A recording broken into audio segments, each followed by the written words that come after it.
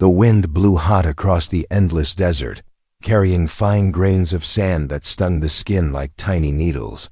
The sun hung high in the sky, its light so bright that the horizon shimmered, making it hard to tell where the earth ended and the sky began. Dr. Marcus Halley stood on a small ridge, looking down at the excavation site below. For weeks, his team had been digging through layers of sand and stone, following the faint signal of something buried deep underground. It was not an ordinary archaeological dig. The strange readings from their instruments showed metal and stone together. Unlike anything found in human history, down in the pit, workers cleared the last layer of sand from a massive rectangular object. It was black, smooth, and covered in strange carvings that seemed to shift when the sunlight hit them. The air around it felt cooler, as if the object carried its own shadow. One of the workers stepped back and muttered something in his native tongue. Crossing himself nervously, Marcus didn't understand the words, but he understood the fear in the man's eyes. The object was a sarcophagus, at least that's what it looked like. But unlike the ones in ancient Egyptian tombs, this one was not made of gold or stone carved by human hands. Its surface looked almost alive, as if it had been grown rather than built. The carvings were not symbols Marcus recognized, not Egyptian, not Sumerian, not from any known culture. They twisted into shapes that made the eyes ache when stared at for too long. As the team studied the sarcophagus, the local guide, an old Bedouin named Yusuf, approached Marcus. "Doctor," Yusuf said quietly, "you must not open this." Marcus smiled politely, assuming it was another superstition. "Why not?" he asked. Yusuf's eyes were hard. "Because it is not a coffin for the dead. It is a prison for the living." Marcus felt a chill run through him, despite the heat, but he brushed it aside, telling himself that myths often surrounded archaeological sites. That evening, the desert turned cold as the sun slipped below the dunes. The workers set up lanterns around the site, their light flickering against the sarcophagus's black surface. A strange hum seemed to vibrate in the air whenever someone touched it.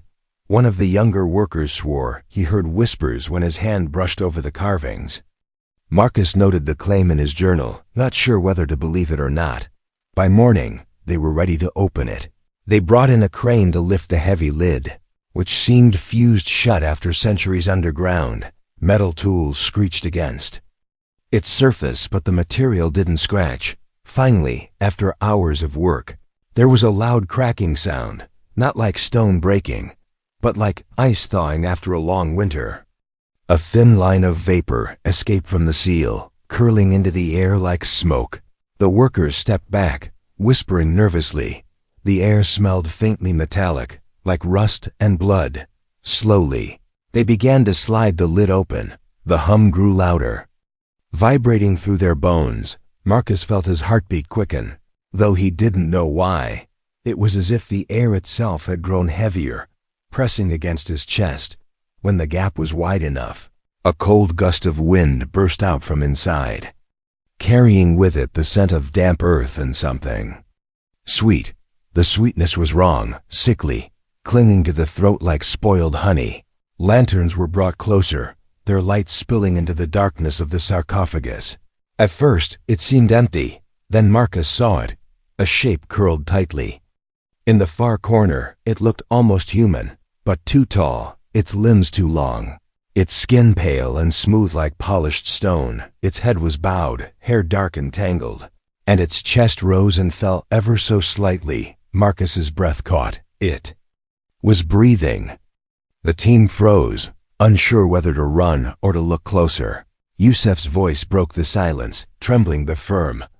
"You have made a great mistake." Marcus turned to him. "It's alive." "How is this possible?"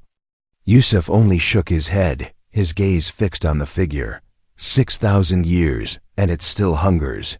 Before Marcus could ask what he meant, the figure stirred, its head lifted slightly, and two faintly glowing eyes opened in the dark. For a moment, the desert was silent. No wind, no whispers from the workers, no sound at all. Then, a slow, Finn's smile spread across the figure's face. Its lips parted, and Marcus caught a glimpse of long, sharp teeth. The thing inside the sarcophagus spoke in a voice that was soft, yet echoed in their minds. Finally, it said, "I am free, Night." Fell quickly over the desert, wrapping the camp in cold darkness. The sky above was clear, a blanket of stars stretching from horizon to horizon. But the beauty went unnoticed. Every person at the site was tense, glancing toward the black sarcophagus, as if expecting it to move again. Dr. Marcus Halley sat in his tent, reviewing his notes by the dim light of a lantern. His hands trembled slightly, though he told himself it was only from the cold. Outside, the wind shifted, carrying with it a faint sound, not the usual whisper of sand, but something heavier, slower. It was the sound of footsteps, but too soft for boots. A soldier on night watch glanced into the shadows, seeing nothing but rippling canvas and stacks of equipment. He told himself it was only the wind, yet his grip tightened on his rifle. Then he heard it, a whisper, low and melodic, speaking in a language that made his skin crawl. In the excavation pit, a lantern flickered violently, then went out. One of the workers shouted, his voice sharp with fear. When the others rushed over, they found his tools scattered, but the man himself was gone. The sand was disturbed in strange patterns, as if something had been dragged away. Yet there were no footprints, only a thin trail of dark liquid, glistening under the starlight, leading toward the dunes. Marcus was woken by Captain Reyes, who had taken command of security at the site. The soldier's face was grim. "We've lost a man," he said, "and I think it's connected to whatever was inside that thing." Marcus felt a cold weight settle in his chest, but he nodded, knowing Reyes was right. They followed the trail of blood into the darkness, moving in silence except for the crunch of sand under their boots. The wind seemed to die as they went, the air growing heavy and still. After a few minutes, they found the missing worker. He was lying on his back, eyes wide open, skin pale as bone. 2 deep puncture wounds marked his neck, the flesh around them bruised and sunken. Marcus knelt beside him, his fingers shaking as he checked for a pulse. There was none. The body was cold, far colder than the desert night should have made it. Reyes muttered under his breath, "This isn't an animal." Marcus asked what he meant, but before the soldier could answer, a sound rose behind them. It was soft, almost gentle, the sound of breathing, slow and steady. They turned, lantern swinging, and for a split second, Marcus saw a tall shadow standing just beyond the light. The eyes glowed faintly, and then the shape vanished into the dark, moving faster than anything human. Back at camp, the soldiers set up a tighter perimeter, their rifles loaded and ready. Marcus examined the sarcophagus again, hoping for some clue about what they had unleashed, but now it was completely empty. The stone floor inside warmed to the touch. The carvings along its edges seemed different. Somehow the lines sharper, the shapes almost shifting when he looked too long. He had the strange sensation that the thing had left a part of itself here, like a shadow burned into the air. Later, as Marcus sat alone, the whisper returned. This time from inside his tent. The voice was soft, almost soothing, but the words were in perfect English now. "Marcus," it said, stretching his name into something that felt both intimate and threatening. He spun around, lantern raised, but there was nothing there, only the flapping of the tent walls in the wind. Still, his heart pounded in his chest, because deep down, he knew the voice was real. In the darkness outside, far beyond the reach of the campfires, the figure from the sarcophagus watched. Its eyes reflected the faint glow of the lanterns, its lips curling into a smile. It licked its fangs slowly, as if savoring the taste of the life it had taken. The hunt had begun, and it had no intention of stopping. Not until every drop of thirst built over 6,000 years had been satisfied. The sun rose over the desert, but the light did little to chase away the fear. The camp felt heavy, as if the air itself was weighed down by an invisible presence. Dr. Marcus Halley walked among the tents, counting the people left. One worker still hadn't returned from the night before. And everyone knew what that meant. No one dared to say the word, dead. But the silence said it for them.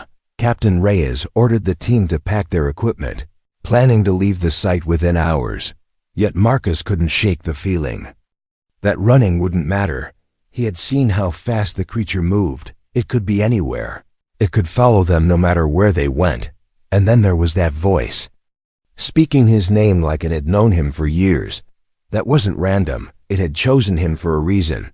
Near the edge of the camp, a soldier stood watch. His rifle in hand, the desert was calm. No movement, no sound. Then a shadow fell over him, though there was nothing to block the sun. He felt a sudden coldness on the back of his neck, followed by a sharp, burning pain.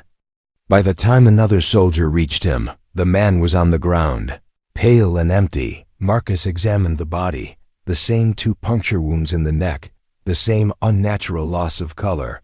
But this time, the skin was dry, almost brittle. It was as if every drop of moisture, every drop of life, had been pulled out.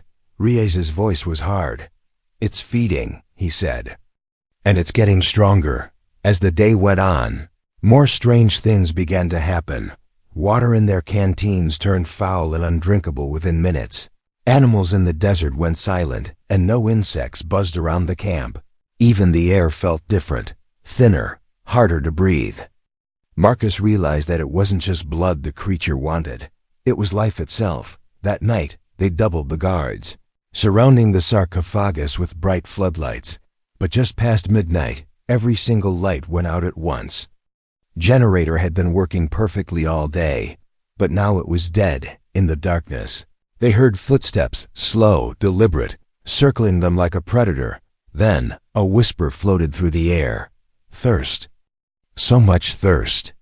A soldier fired blindly into the shadows, the sound of gunfire echoing off the dunes. There was a flash of movement, too fast to see clearly, and the soldier was gone. Someone screamed, another rifle went off, then silence. Marcus turned slowly, his lantern barely glowing now.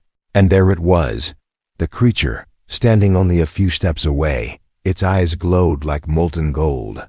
Its skin pale but glistening, long claws rested at its sides. Dripping with fresh blood, it smiled, but there was no warmth in it. Only hunger. Marcus felt frozen, unable to move, as the creature leaned forward. "You woke me," it whispered. "Now you will feed me." Before anyone could react, it vanished. Into the darkness again, the soldiers shouted, their voices cracking with fear. Marcus realized something then. This wasn't just random killing. The creature was choosing its victims carefully. It was building strength for something bigger, something worse. Far out in the desert, hidden among the dunes, the creature crouched. It closed its eyes, letting the stolen life flow through its veins. For 6,000 years, it had waited in darkness, dreaming of the moment it would drink again. Now, its thirst was only beginning to fade. And when it was full, the real hunt would start. The desert night was colder than usual, as if the heat had been pulled away by something unnatural. The moon hung low, casting long shadows across the camp. Every man and woman stood tense, gripping weapons, listening for the faintest sound. Captain Reyes moved between the soldiers, his voice low but steady. "If it comes, aim for the head." But deep down, he knew that bullets might not stop this thing. Marcus sat near the edge of the firelight, studying the carvings from the sarcophagus. The more he looked, the more they seemed to form words, not in any language he knew, but the meaning slipped into his mind. It spoke of a war long before human history, a war between worlds, and of a creature that drank life until nothing was left. Then it happened. The wind stopped, the air grew still, and every flame in the camp flickered. A shadow moved between the tents, too fast to follow. A soldier cried out. His body lifted into the air by an unseen force. Blood sprayed across the sand as he dropped lifeless to the ground. Reyes shouted, "Fire!" And the night erupted with gunfire. Muzzle flashes lit up the darkness. But the creature moved like smoke. One moment it was to their left, the next behind them. Its pale form caught in the light for just a second, tall, inhuman, its fangs bared. Bullets tore through the air, but most passed harmlessly by. When a few struck, the wounds closed almost instantly, the skin sealing as if time itself reversed. Finally, it stepped into the open, standing just beyond the fire, its eyes locked on Marcus, glowing like molten gold under the moonlight. It raised its head slightly, inhaling as if smelling the fear. "I am Varan," it said in a voice that carried to every ear. "Last of the elders, the first of the drinkers." The words rolled like thunder, heavy and ancient. Reyes fired a full magazine into its chest. The shots echoing across the dunes, Varan staggered but did not fall, a slow smile spreading across its face. "You cannot kill what has already conquered death," it whispered. Then, with a movement faster than sight, it was among them. One soldier went flying into a tent. Another was ripped from the shadows and drained before anyone could blink. Marcus dove behind a supply crate, heart pounding. He could feel Varan's presence even without seeing it. The air was heavy, almost pressing against his skin. The creature wasn't just hunting, it was playing, drawing out the moment like a predator enjoying the fear of its prey. Suddenly, Varan appeared beside Marcus, crouching low. Its face was close enough for him to see the faint cracks in its stone-like skin. It tilted its head, studying him with an almost curious expression. "You freed me," it said softly. "That makes you mine." Before it could strike, Reyes tackled Marcus away, firing point-blank at the creature's head.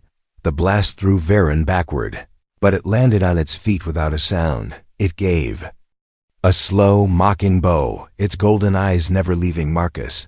"Enjoy the night," it said, fading into the darkness like smoke. "Tomorrow the thirst will be greater." And then it was gone, leaving only silence and the sound of Marcus's ragged breathing. The camp was abandoned before sunrise. No one spoke, no one looked back. They packed only what they could carry and loaded it onto 3 military trucks. The engines roared to life, breaking the heavy silence. Captain Reyes gave the order to move, his voice tight. Marcus sat in the back of the lead truck, clutching his bag of notes. The carvings from the sarcophagus still burned in his mind. Warnings written by hands or claws, not human. One phrase echoed over and over in his thoughts: "Do not kill it, or it will multiply." They drove fast across the dunes, bouncing over uneven sand. The desert was vast, empty, yet Marcus couldn't shake the feeling they were being watched. Every so often, one of the soldiers would scan the horizon with binoculars. Nothing but sand, heat haze, and the distant shimmer of the rising sun. Still, the air carried a strange heaviness. An hour into the journey, the radio crackled. The second truck reported engine trouble. Before they could stop to assist, a scream came through the static. The sound was sharp, cut off suddenly, followed by silence. Reyes ordered them to keep moving, but everyone knew what had happened. In the distance, a black shape darted between the dunes. It moved too fast for the eye to follow. One moment it was far behind them, the next it was alongside. Marcus caught a glimpse of golden eyes before the figure vanished again. The truck sped up, engine straining. They reached a narrow pass between 2 ridges. The sand here was darker, almost black. The lead truck roared through. But the last truck slowed for just a moment. A shadow dropped from above, landing silently on the roof. The vehicle swerved violently, then flipped, rolling into the side of the ridge. The soldiers in the remaining truck opened fire. Bullets sparked against stone, but the creature was already gone. The overturned truck was still, dust settling in the air. No one inside moved. Reyes clenched his jaw, ordering them forward. Stopping meant dying. As they neared the old desert outpost, Marcus's eyes widened. The place was deserted. No guards, no lights, no sound. They pulled inside the crumbling gates, weapons raised. That's when Marcus saw it. A mark carved into the outpost wall. The same carvings from the sarcophagus, glowing faintly in the dark. The wind howled suddenly. carrying a voice that chilled their blood. "Run if you like," it whispered. "It makes the hunt sweeter." The soldiers took defensive positions. Marcus clutched his bag tighter, because now he understood. They hadn't been fleeing from Varen. They had been running exactly where it wanted them to go. Asterisk. The outpost felt like a grave. Empty buildings stood like broken teeth against the desert sky. Dust swirled in the wind, carrying the faint scent of blood. Captain Reyes ordered the trucks to be parked inside the main courtyard. Every soldier moved fast, knowing they didn't have much time. Marcus walked through the ruins, searching for anything that could help. In the largest building, he found a locked room buried under rubble. With Reyes's help, they forced it open. Inside, they discovered strange equipment, not human-made, metal frames shaped like cages, glowing crystals, and a cracked control panel. Marcus realized what it was.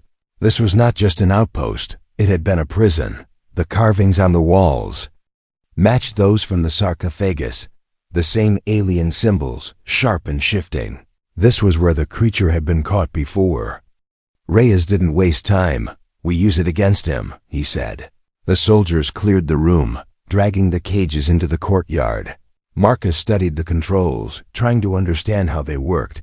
From the symbols, he guessed it created a kind of energy field, something that could hold Varen. They set the trap in the open, using the wrecked second truck as bait. Blood from the fallen soldiers was poured around the vehicle. The smell would draw the creature in, Marcus knew. It was dangerous. But there was no choice. They had to end this before night fell. The sun was dropping fast, shadows stretching long across the sand. Everyone took position, rifles ready, hearts pounding. The courtyard fell silent. Then, from beyond the gates, came a slow, deliberate sound. Footsteps, steady and unhurried. Varen stepped into view. Its golden eyes glowed brighter than before, its movements smooth and confident. It looked at the bait, then at Marcus. "You're learning," it said, almost amused. "But you cannot cage a god." Reyes gave the signal, and the alien machine roared to life. Pillars of light shot up around Varen, forming a cage of shimmering energy. The creature hissed, its skin cracking under the force. For the first time, Marcus saw pain in its eyes. They had caught it, at least for now, but then the control panel sparked violently. The crystals inside began to dim. Marcus shouted for more power. But the system was too old. The light was fading, and Varen's smile was returning. The alien machine screamed as its power failed. Sparks flew across the courtyard, lighting the fear on every face. Varen's body trembled under the energy field, cracks glowing along its skin like molten veins. For a brief moment, Marcus believed they had a chance. Then the crystals went dark. The light cage shattered into the air like glass. Varen straightened slowly, rolling its shoulders. Its golden eyes burned brighter than ever. "You almost impressed me," it said. Then it moved, faster than any of them could react. Reyes fired his last rounds point blank into its chest. The bullets barely slowed it. With one strike, Varen sent him crashing into the wall. Marcus ran to the fallen control panel, desperately trying to restart it, but the wires were fried. The creature turned toward Marcus. Its voice dropped to a whisper. "You freed me, you fed me, and now you will serve me." Marcus's hand closed around a shard of crystal from the broken cage. The alien energy within it pulsed against his skin. Without thinking, he drove it into Varen's side. The creature let out a roar that shook the ground. Light burst from the wound, tearing through its body. It staggered, trying to hold itself together. Marcus grabbed the rest of the crystals, throwing them into the sarcophagus still lying in the truck bed. A bright glow filled the courtyard, pulling Varen toward it like a storm dragging debris. With a final scream, the vampire was sucked into the sarcophagus. The lid slammed shut on its own, sealing with a hiss. The carvings lit up, burning with a strange blue fire before fading into stillness. Marcus collapsed to the ground, breathing hard. The survivors stared at the silent black coffin. By sunrise, they buried the sarcophagus deep in the dunes. Explosives sealed the site. Ensuring no one could reach it again, Marcus stood at the ridge, watching the desert swallow the last sign of their battle. The wind carried only silence now, but deep underground, unseen by human eyes, a faint crack began to spread across the lid. Miles away, in another forgotten ruin, another sarcophagus began to hum, and somewhere in the darkness, two golden eyes opened. The thirst would return. It was only a matter of time.